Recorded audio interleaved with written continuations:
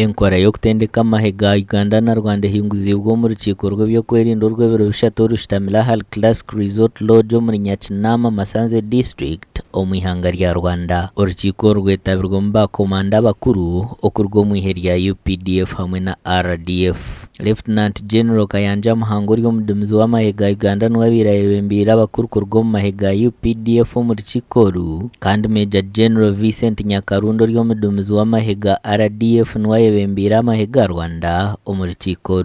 Things we used to be solved in Kampala and Kigali, but today issues at the border are solved there and then between the commanders, the immigration, everything is moving on now smoothly at the border. So these meetings go on improving relations between the two forces, especially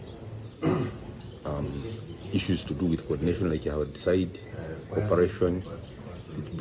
They bring us more together to work together smoothly and quickly. Now the issues, cross-border issues, are timely addressed by the commanders on the ground.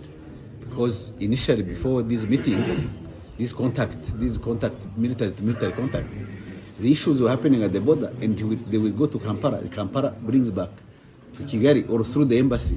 The same thing that things will happen at the border in Rwanda, then Kigali will call Kampala or go through the embassy.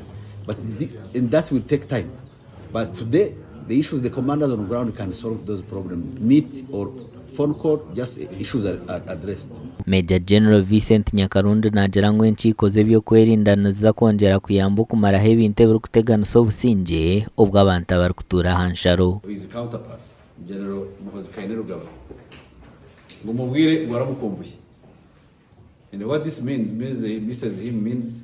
it is time that they organize a meeting and they meet.